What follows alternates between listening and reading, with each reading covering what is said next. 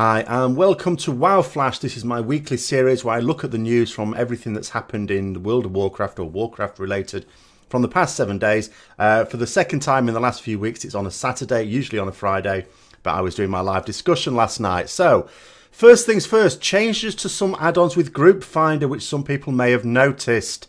If you use any add-ons to automatically find groups or used with the Group Finder at all, Blizzard have disabled some elements of them. It's not that the add-ons directly don't work. The reason they give very briefly is because their cross-realm zone type technology has moved on, and I can attest to this. The way it used to work is you would very often find yourself in the same group with someone but not in the same phase. You wouldn't actually be able to see them, and that was actually really bad. It was particularly bad for me because I might, with my second account, be boosting an alt and I might have it on a mount, a two-seater mount, especially when I got the flying one in Cataclysm and the Stone Drake mount, and you're flying along and all of a sudden you go into a different phase and that your passenger disappears off it and you find them dead on a mountainside. So they've made, and what these add-ons tend to do is, because the new sharding technology tries to keep you all in the same group in the same place. And these add-ons do the opposite. They keep trying to pull you out of where you are to another place. And that is acting very much against the game. So what was happening is you're getting a lot of lag, a lot of latency. So Blizzard have sort of tweaked this. The upshot of it now is that any add-ons you do use with Group Finder, you will have to give a manual confirmation if the add-on attempts to, in Blizzard's own words, list or delist a Group Finder group. Search for and request an invite to a Group Finder group. That's pretty much it. So there are some add-ons that are affected by that. Some people have noticed. But it's not that, you know, they're necessarily being banned because they're considered bad or anything. It's just they were working very much against the way the game tries to keep you together in a group. That's all. And it was creating a hell of a lot of lag. Next thing is that Tomb of Sargeras has been announced as releasing mid to late June. There's no definite date yet. The date will come out in May. That's all we've been told. It's sort of in line with what we were expecting. But if you needed to sort of plan for what's going on, because summer is a time when some people go away, things like that, Tomb of Sargeras will be releasing mid to late June. So you can put that sort of tentatively in your diaries. In relation to that, I am actually going to be coming out with a series very soon on preparing for Tomb of Sargeras. Not in terms of boss mechanics, but in terms of preparing for raiding in the Tomb of Sargeras in general. This is going to be particularly aimed at, for example, people who want to get into raiding perhaps for the first time, or to go from normal to heroic raiding, or perhaps even heroic to mythic raiding. It goes through some of the things that you can put in place now over the next month and a half to 2 months, that will have you in good shape for when the Tomb of Sargeras releases, and you'll be ready for it. Or as ready as I am anyway. It's ready enough. The other thing is that the Tomb of Sargeras LFR is coming out on the PTR roundabout nowish. It's coming out this week. So if you're interested in having a look at a few bosses, but like me, you're not able to get guild groups to go and try them out on normal, heroic, or even mythic when they're being tested, you'll be able to go and have a look at them in the LFR mode on the PTR anytime now. This week's Broken Shore quest. What a stunner that is. Absolute blinder. Collects 100 marks of the Centenax now. The least said about that, the better. But it is worth doing. You get 1500 rep again. It's also worth doing because it's part of the campaign. And when you complete the campaign, you'll have access to the quest for your class mount.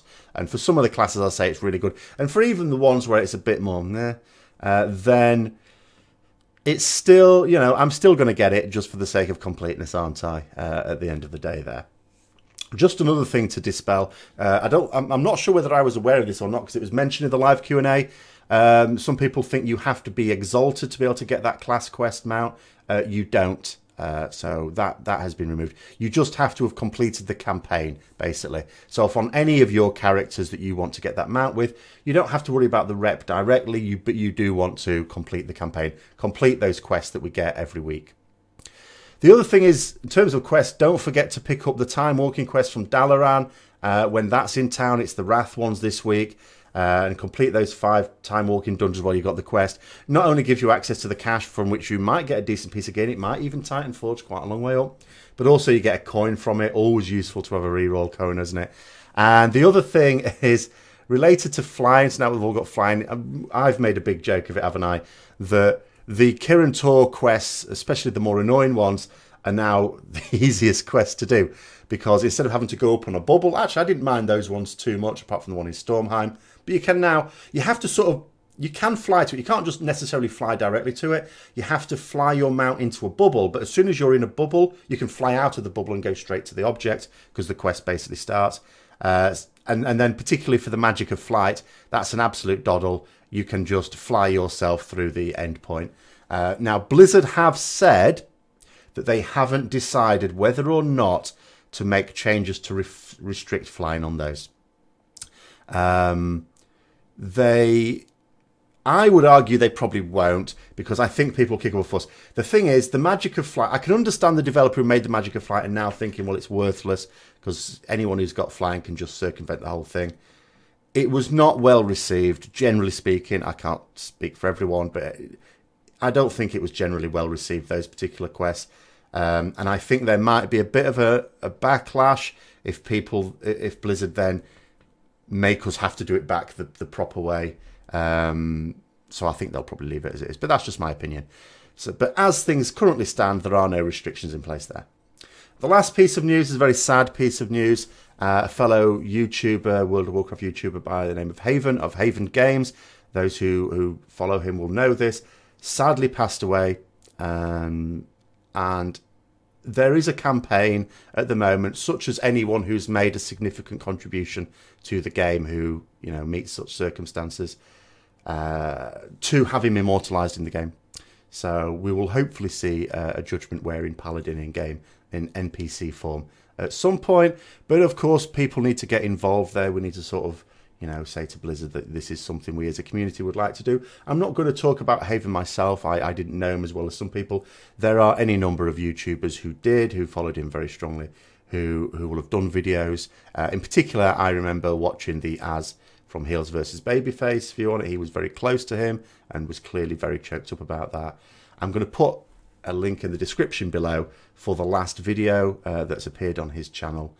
So I urge you to check that out and just search for Haven Gaming online, and you'll find videos paying tribute to him, and perhaps even information that might be of interest. But I would certainly tweet the devs or contact them in some other way to say, you know, maybe a Judgment Paladin NPC in honour of him. So that's the news for this week. Until next time, I'll see you later.